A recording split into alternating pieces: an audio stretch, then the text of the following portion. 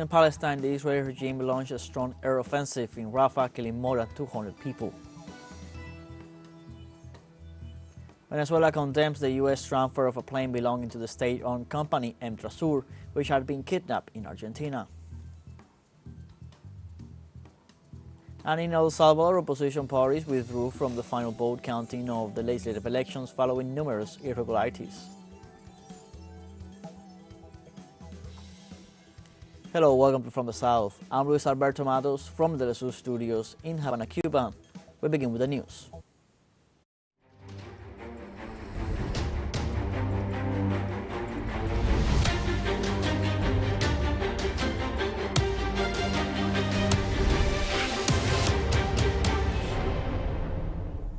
Palestinian local media reported on Monday that Israeli forces left more than 200 dead in Gaza after carrying out more than 50 airstrikes against the city of Rafah during the last 24 hours. The Palestinian Health Ministry confirmed that some 67 deaths have arrived at healthcare centers, while operations are still underway to recover the dead. The Health Ministry reported that this work has been delayed due to the lack of equipment and the destruction in the area. Authorities point out that during the bombardment, Tel Aviv destroyed more than 14 houses and set fire to the Al-Aqsa Mosque, which would confirm the use of internationally banned weapons.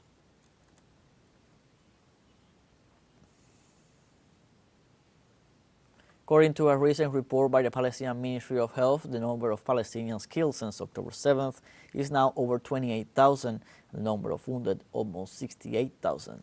The health authorities warned that this figure could increase since thousands of victims still remain under the rubble and in the streets, while the Israeli occupation forces continue to obstruct the arrival of ambulances and civil defense teams.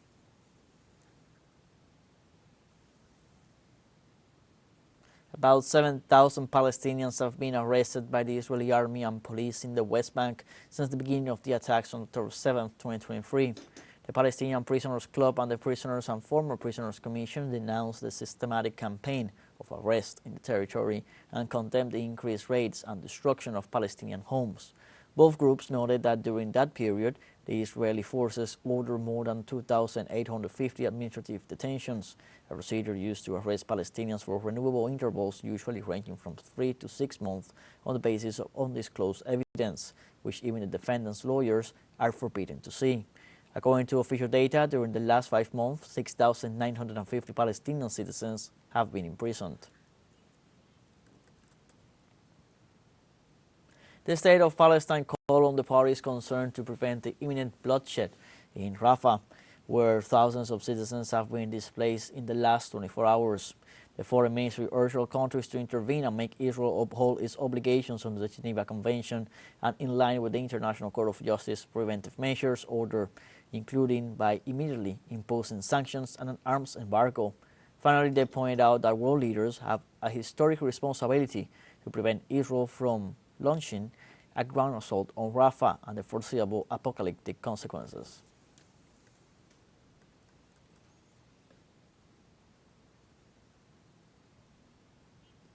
The International Criminal Court's Chief Prosecutor Karim Khan on Monday voiced deep concern about a possible Israeli ground offensive into Rafah in Gaza, warning that anyone breaching international law will be held accountable.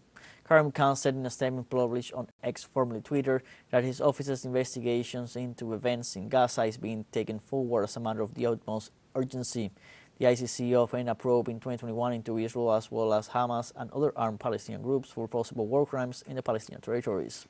Khan has previously said this investigation now extends to the escalation of hostilities and violence since the attacks that took place on October 7, 2023.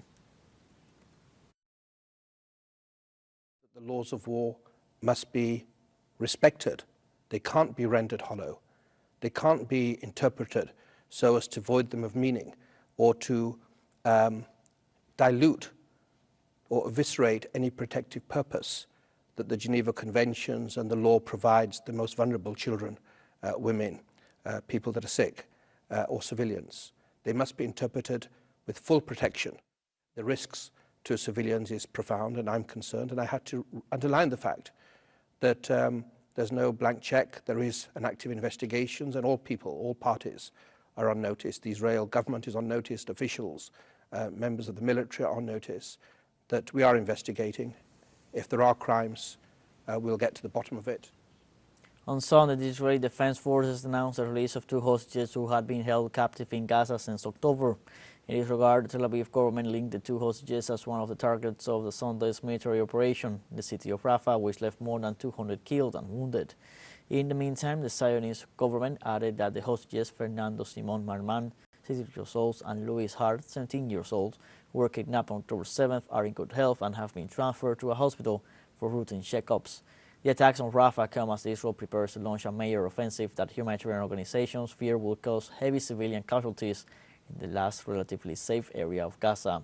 Hamas has also warned that an Israeli ground attack on Rafah will blow up negotiations to free the group's remaining captives in Gaza.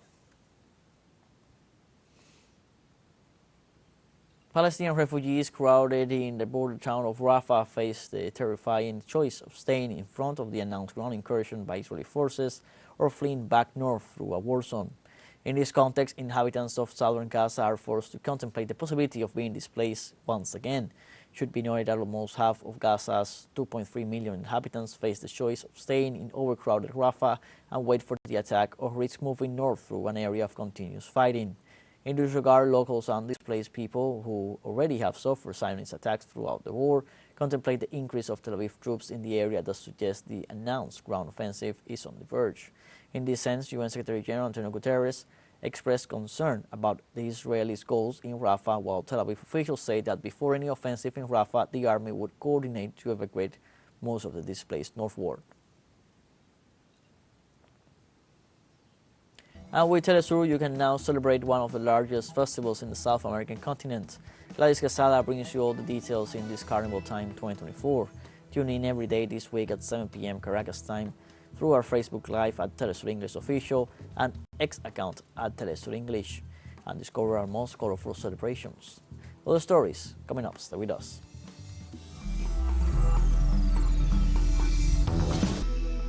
Welcome back from the South.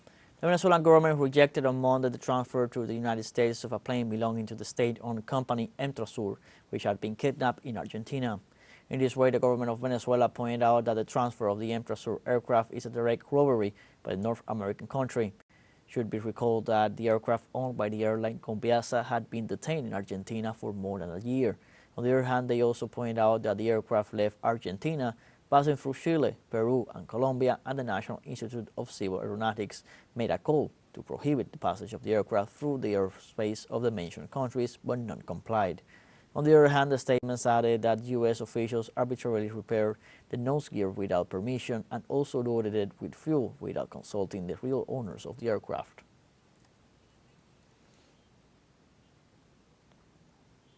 In this context, let us recall that the aircraft and its crew were kidnapped in Argentina at the request of the United States justice system for alleged links with international terrorism, an alibi that eventually fell apart. Since June 2022, the aircraft was detained when it landed in the South American nation in order to refuel, which no company agreed to supply. The aircraft was originally adopted as a cargo plane, and when it was detained in Argentina, it had a crew of 14 Venezuelans and 5 Iranians. The EMTRASUR plane belonging to Venezuela was held hostage for 2 years in Argentina during the government of Alberto Fernandez. Nowadays, the Javier Milei administration allows the United States to officially steal it and continue with the seizure of goods of the Venezuelan state.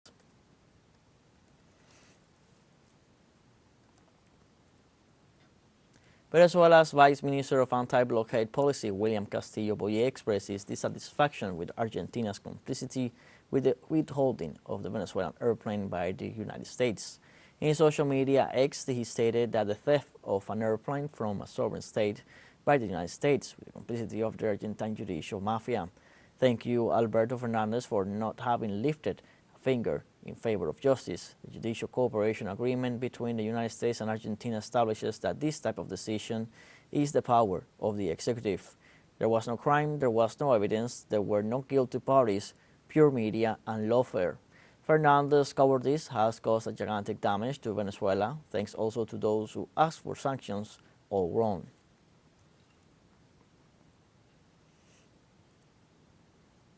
The Bolivarian Republic of Venezuela categorically denounced in a statement by the Foreign Affairs Ministry the blatant theft of the Boeing 747-300 aircraft belonging to the EMTRASUR transport company that was carried out by the conspiracy between the governments of the U.S. and Argentina.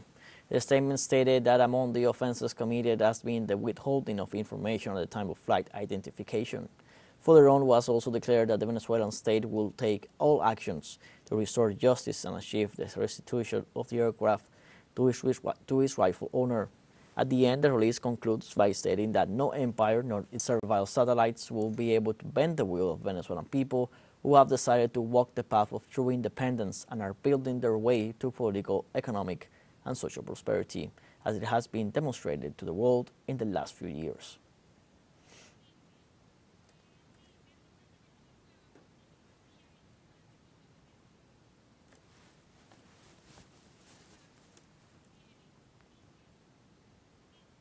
In Argentina, community kitchens continue to demand the delivery of food.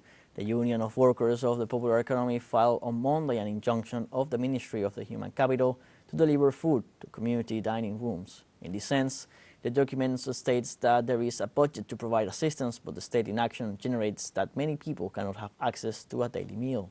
Furthermore, the text points out that the main right affected is the food of those who attend the community kitchens and depend on them to survive.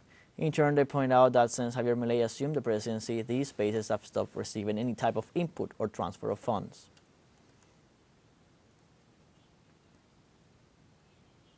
On Monday in Cuba started the second international meeting of theoretical publications of left-wing parties and movements.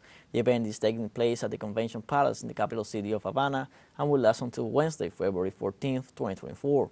The forum brings together intellectuals, parties, movements, and popular forces from Cuba and 32 other countries to discuss the importance of unity and the position of youth in the face of racism and neo-fascism. The meeting is considered important for progressive and leftist forces, given the worsening of the international crisis, the rise of governments of extreme right-wing ideology, and the delay in the emergence of a new multipolar world order.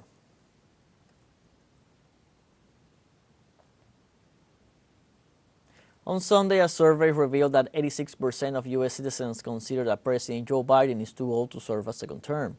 A survey by ABC News and the consulting company Ipsos again revealed U.S. citizens' concerns about Joe Biden's age.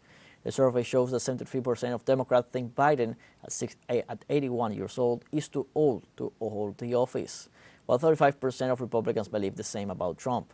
The survey comes to light days after Special Attorney Robert Hur's report was made public, which cast questions on Biden's cognitive abilities, which refer to Biden as an understanding, well-intentioned elder man with a bad memory.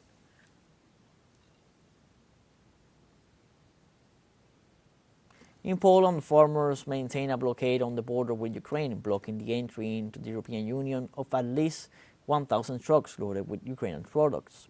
The blockade is in response to the European Commission's decision to maintain the tariff privileges enjoyed by agricultural products from Kiev. Demonstrators assured that opening the controls of the European bloc to the benefit of Kiev was a mistake that causes problems to the agricultural system of the European Union. According to Ukrainian authorities, the demonstrators have prevented the circulation of trucks in both directions, and only about 145 trucks managed to cross the border in the last 24 hours. According to data, between 1,000 and 1,400 trucks loaded with foodstuff from Ukraine crossed the border with Poland daily before the protests. We have a second short break coming up, but before we invite you to join our WhatsApp community for our English-speaking audience, you can scan the QR code on screen to join directly and share the link to reach more people. Constant news coverage of Latin America and the Caribbean as well as the rest of the world. Stay connected and informed with teleSUR. For a short break, don't go away.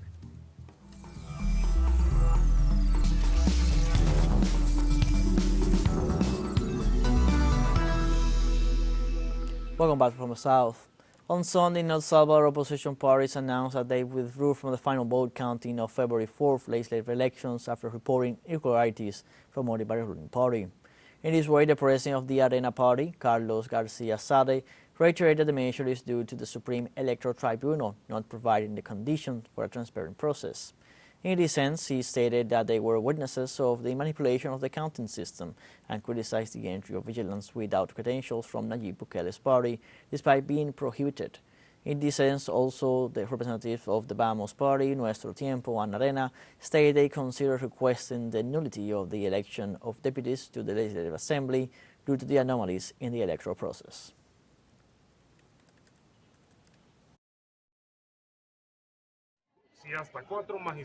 If up to 4 substitute magistrates have already decided to say that this process, that they are departing from this process, it is because even they know about the fraud that has happened here. They know about the crazy things that those magistrates, the owners, have done. And well, we as parties are not going to endorse. We are not going to continue endorsing this. Unfortunately, we trust the court. But here we are in this big problem.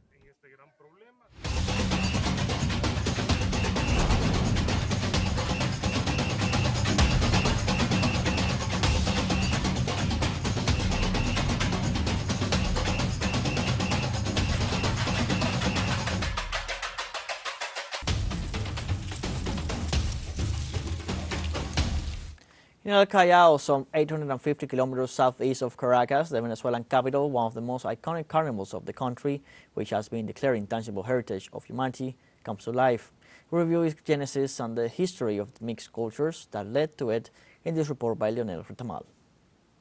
We are en route to the southeast region of Venezuela, crossing hot areas in Miranda, the oil wells in Anzoátegui, and going beyond the mighty Caroni River. To the south, in the state of Bolívar, bordering Brazil, in the valley of El Callao, on the banks of the Uruguay River, is a land of gold, calypso, and soccer. In 1876, the first soccer match ever held in Venezuela took place here. As we arrive, we are greeted by the giant statues of the Black Madams Isidora and Lulu Basanta, historical defenders of this land and its carnival. To learn more, we meet with Cultora Emilia Murati and with town's historian Fraima Orsini, heirs of a family tradition rooted in the town's origins. We got migrants from the Antilles who arrived by the Merara, by the Cuyuni River, by the part of the Essequibo, because they those were colonies, one French and one English. Once these colonies disintegrated, the gold rush began in El Callao, originally in Nueva Providencia, today's Caratal.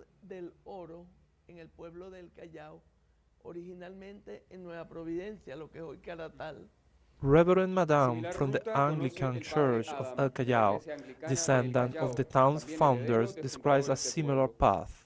Vinieron hacia Trinidad, y de Trinidad a Venezuela era un paso. They came to Trinidad due to the proximity of Trinidad and Venezuela. Many settled in Sucre, but many continued down to El Callao and settled in Guyana, in Georgetown, to get to the Cuyuni River and then to the Uruguay River, which connects with El Callao.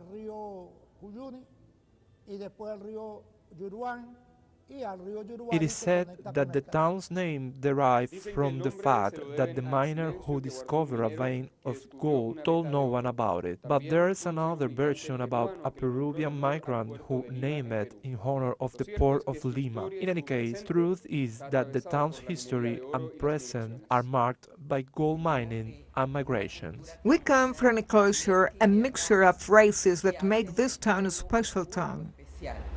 El Callao, mi pueblo, un pueblo especial, tiene ricas minas y su carnaval.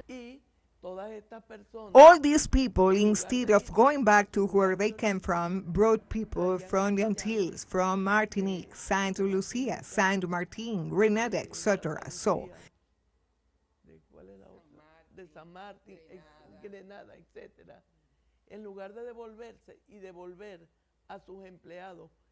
Instead of returning home, they brought along their employees, because by then there was no slavery. They were employees who came of their own free will. Instead of returning to France or to England,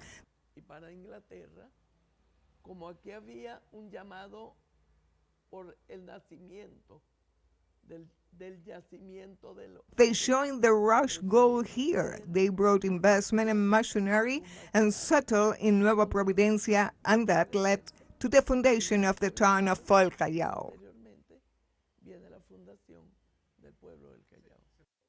Although there are records on music and popular festivities dating back 150 years relating protest drums, it is in the early 1950s that the carnival took shape in its current format of comparsas and groups with traditional characters and music.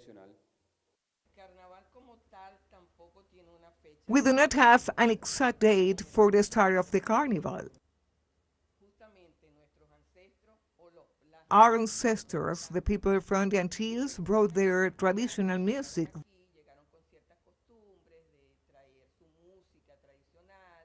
They gathered to sing, not just calypso. In 1880, the first drum beats were heard in Nueva Providencia. It was a traditional African drum. El Callao, which vibrates to the rhythm of the contagious calypso rhythm, struggles to maintain its cultures and tradition, a very peculiar syncretism even within Venezuela. Leonel Retamal y Marcos da Silva, teleSUR, El Callao, Estado Bolívar, Venezuela. We have come to the end of this news brief. You can find these and many other stories on our website at telesurenglish.net. You can also join us on social media, Facebook, X, Instagram, Telegram, TikTok. For teleSUR English, I'm Luis Alberto Matos. We now leave you with more images of the carnivals and celebrations held all over the region. Enjoy and see you in the next one.